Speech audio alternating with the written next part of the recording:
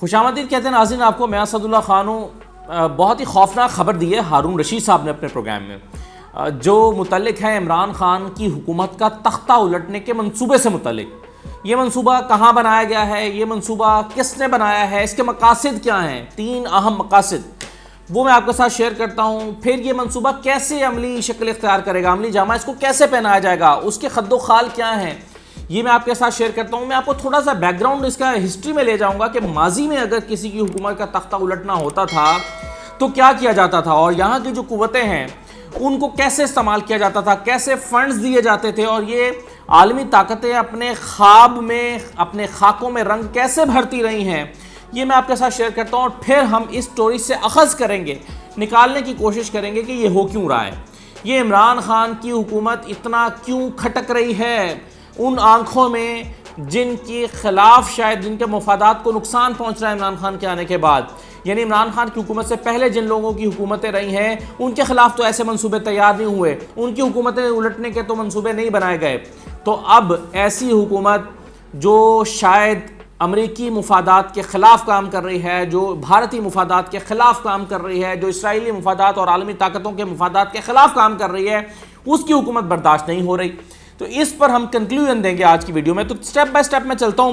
ہارون رشید صاحب نے، پہلے تو آپ کے ذہن میں یہ رہنا چاہیے کہ ہارون رشید صاحب پاکستان کے سینئر ترین صحافیوں میں سے ایک ہیں، اور وہ ان لوگوں میں سے نہیں ہیں جو کوئی بات ہوا میں یوں ہی کہہ دیں، ان کے پاس کوئی اس کی بیسس نہ ہو، کوئی بیک گراؤنڈ نہ ہو، کوئی ان کے پاس ثبوت نہ ہو، اور کوئی بات وہ سنسنی پھیلانے کے لیے ایسے ہی بیٹھ کے پروگرام میں کہہ دیں.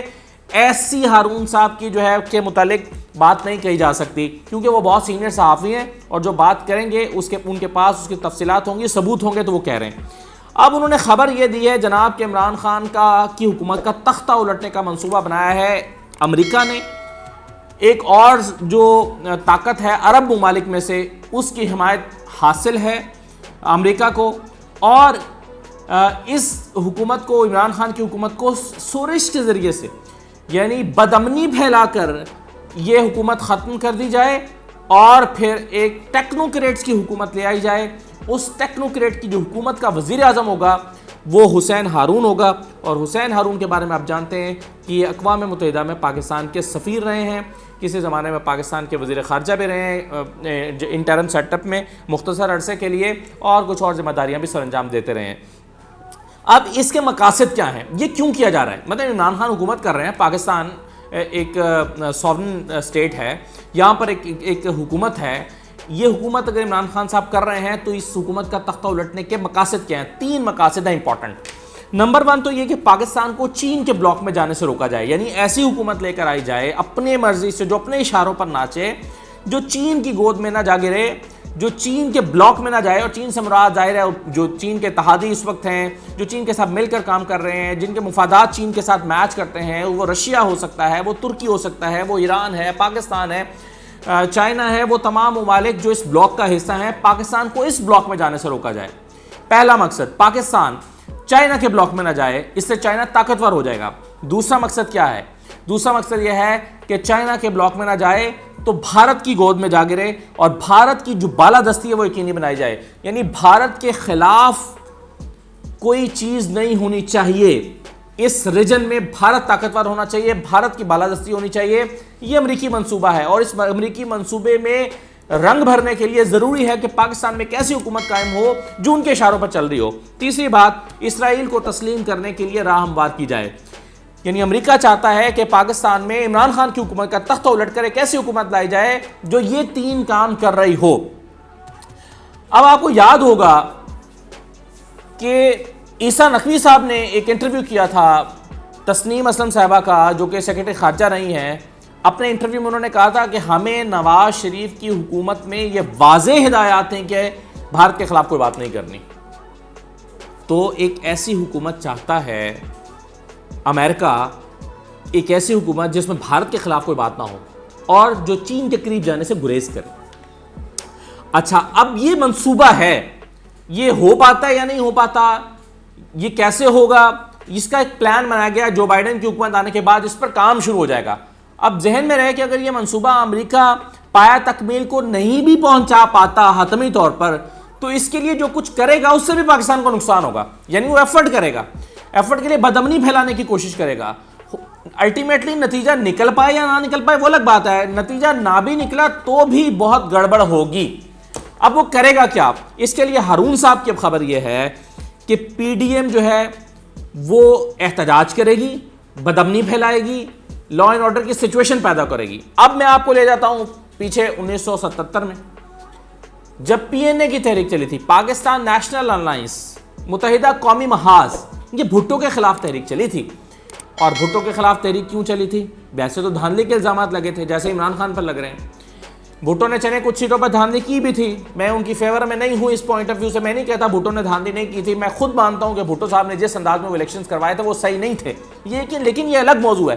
پاکستان میں ہونے والی دھاندلی کو انٹرنیشنل قوتیں سپورٹ یا اس کے نتیجے میں ہونے والی وہ اتحاد کو, اس دھاندلی سے کسی اور طاقت کو کوئی فرق نہیں پڑتا. ہوا کیا تھا؟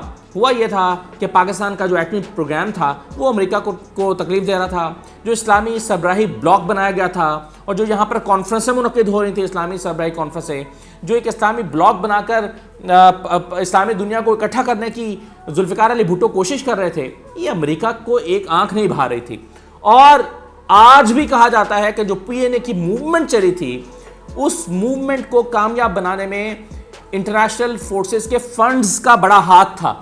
وہ فنڈز جو مسلسل آ رہے تھے, وہ جو ایندھن فراہم کر رہے تھے اس تحریک کو, جو گلی محلے میں احتجاج ہو رہا تھا, جو لوگوں کی جیبیں بھری جا رہی تھیں, جو ایک طاقت مل رہی تھی, اس کے نتیجے میں پھر بھٹو کی حکومت کا تختہ الٹا گیا. یہ بہت سے لوگ آج بھی مانتے ہیں اور سمجھتے ہیں کہ اگر بھٹو نے اسلامی بلاک نہ بنایا ہوتا, ایٹمی پروگرام کو انیشیٹ نہ کیا ہوتا, تو ان کو یہ سزا نہ ملتی.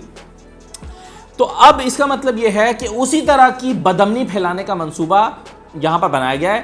اور اس کے لیے ہارون صاحب کی خبر یہ ہے ان کے بقول کہ نواز شریف کو آن بورڈ لے لیا گیا ہے, اور پی ڈی ایم کو مولانا فضل الرحمان صاحب کو آن بورڈ لے لیا گیا ہے. اور وہ تو یہاں تک کہتے ہیں کہ فضل الرحمان صاحب کی جماعت کو اس کے لیے فنڈز بھی جاری کر دیے گئے ہیں. اب ہم جو سوال کرتے ہیں کہ جی احتجاج ہوگا تو پیسے کہاں سے آئیں گے, یا جو احتجاج جلسے ہو رہے ہیں پیسے کہاں سے آ رہے ہیں, تو اگر اس خبر کو درست مان لیا جائے تو آپ کو یہ تانے بانے جڑتے ہوئے نظر آئیں گے.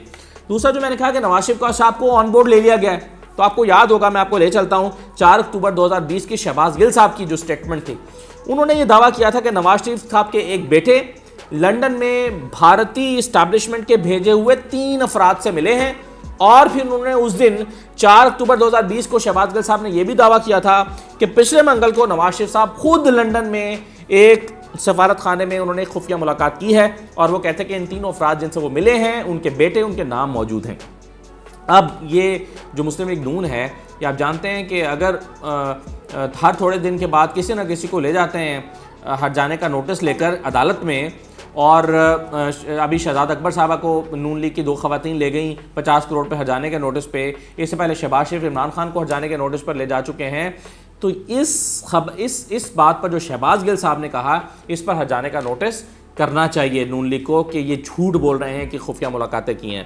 اب آپ ذرا ان ساری چیزوں کو ملا کر دیکھیے, خفیہ ملاقاتیں, امریکہ کا خفیہ منصوبہ, پی ڈی ایم اہلکار, پی ڈی ایم کو استعمال کر کے پاکستان میں بدامنی پھیلانا, بدامنی اس حد تک پھیلانا کہ یہاں پر حکومت کا تختہ الٹ جائے یا حکومت کو گھر بھیج دیا جائے, پھر ٹیکنوکریٹس کی حکومت بن جائے, ٹیکنوکریٹس کی ایک حکومت بن کے حسین ہارون اس کے وزیر اعظم ہو جائیں, پھر چائنا کے بلاک سے نکل کے آپ انڈیا اور اسرائیل کے بلاک میں آ جائیں, اور ایک ایسی حکومت قائم ہو جائے جو امریکہ کے اشاروں پر ناچتی رہے. یہ منصوبہ ہے, یہ پلان ہے جو بائیڈن کی حکومت میں ایگزیکیوٹ ہونا ہے. میں پھر کہوں گا کہ یہ پتہ نہیں ہو پاتا یا نہیں ہو پاتا, لیکن خدا نہ خواستہ اگر اس کو انیشیٹ بھی کر دیا گیا, جو کہ کر دیا گیا ہے ہارون صاحب کے بقول, کیونکہ فنڈز جاری ہو گئے ہیں مولانا فضل الرحمان صاحب کو, تو اگر یہ ہو گیا ہے تو پاکستان کے لیے مشکل دنوں کا آغاز ہو گیا ہے. تو اس کا توڑ کرنا ہوگا. اب یہ دیکھیے کہ دیکھنے کی بات یہ ہے, یہ ثبوت ہے عمران خان صاحب کی پالیسیوں سے, بہت سی پالیسیوں سے ہمیں اختلاف ہے, بہت ساری چیزیں کرتے رہتے ہیں, ہم ان پر تنقید کرتے رہتے ہیں, کچرا نہیں اٹھ رہا, عثمان بزدار پرفارم نہیں کر رہا ہے, یا بیوروکریسی میں چیزیں نہیں ہو رہی, یا نظام میں اصلاحات نہیں ہو رہی ہیں, پولیس ٹھیک نہیں ہو رہی, بہت ساری چیزوں پر تنقید میں اپنے کالموں میں بھی کرتا ہوں, پروگرامز میں بھی کرتے ہیں, یہاں پہ بھی کرتے ہیں. لیکن یہ دلیل ہے اس بات کی کہ عمران خان صاحب جو انٹرنیشنل ایک عالمی محاذ پر جس طرح سے بڑی طاقتوں کے مفادات کو نقصان پہنچا رہے ہیں وہ انہیں کھٹک رہی ہیں، وہ انہیں پریشان کر رہی ہیں. اور عمران خان خود اکیلے نہیں کر رہے. ظاہر ہے عمران خان کو عسکری اسٹیبلشمنٹ کی عسکری طاقتوں کی حمایت حاصل ہے. تو عسکری طاقت اور پاکستانی حکومت یہ جو مل کر چائنا کے بلاک میں پاکستان کے مفادات کا تحفظ کرنے کے لیے جو اقدامات کر رہی ہے، اس سے بہت تکلیف ہو رہی ہے. اور یہ تکلیف اس سے پہلے نہیں ہوئی. یعنی یہ ایک اعتراف ہے کہ عمران خان پاکستان کے مفاد کے لیے کام کر رہا ہے. عمران خان ان قوتوں کے مفاد کے لیے کام نہیں کر رہا کہ جس سے اس کو اب ہوگا. تو آسان تو یہ ہے کہ عمران خان کہیں کہ چلے میں اپنی حکومت کو سیکیور کرتا ہوں، خاموشی سے 5 سال پورے کرتا ہوں، جیسے امریکہ بہادر کہتا ہے ویسے کرتا چلا جاتا ہوں، جیسے امریکہ کہہ رہا ہے، جیسے اسرائیل کہہ رہا ہے، جیسے بھارت کہہ رہا ہے، چلیں 5 سال گزاریں اپنی حکومت پوری کریں. یہ کمپرومائزڈ اگر عمران خان بیہیویئر اپنا لیں تو پھر پاکستان کا نقصان ہوگا. لیکن یہاں پر دیکھنا یہ ہے کہ عمران خان کون سا راستہ چنتے ہیں. اپنے لیے وہ مشکل راستہ کہ ان کو یہاں پر جو داخلی جو ہے وہ محاذ پر مخالف قوتوں کا سامنا کرنا پڑے، یہ راستہ چنتے ہیں، یا پھر وہ راستہ چنتے ہیں کہ سکون سے 5 سال اپنی حکومت کے پورے کریں، آئندہ بھی صورتحال پکی کر لیں. وہ جو آپ کو وکی لیکس یاد ہوگا جس میں مولانا فضل الرحمان صاحب نے کہا تھا امریکی سفیر کو کہ جناب ہمیں بھی تو آزما کر دیکھیں، ہم آپ کی امیدوں پر پورا اتریں گے. تو مولانا فضل الرحمان تو شاید امیدوں پر پورا اتریں، عمران خان ان کی امیدوں پر پورا نہیں اتر رہے، جس کی وجہ سے یہ منصوبہ تیار کرنا پڑا ہے. آپ سوچئے اگر عمران خان ان کی امیدوں پر پورا اتر رہے ہوتے تو کسی کو یہ منصوبہ تیار کر کے کروڑوں ڈالرز خرچ نہ کرنا پڑتے جو اب خرچ کیے جا رہے ہیں. بہرحال یہ سٹوری ہارون صاحب کی سٹوری ہے جس کو میں نے انالائز کیا ہے، جس کے اس کی وجوہات کیا ہو سکتی ہیں، اس کی ایگزیکیوشن کیسے ہوگی اور یہ کیوں کیا جا رہا ہے. ہارون صاحب کی سٹوری ہے اور ہارون صاحب کی سٹوری ہوا میں دی گئی سٹوری نہیں ہو سکتی. میں ایک مرتبہ پھر کہوں گا. تو یہ اس کے حقائق ہیں. اجازت دیجیے. اللہ حافظ.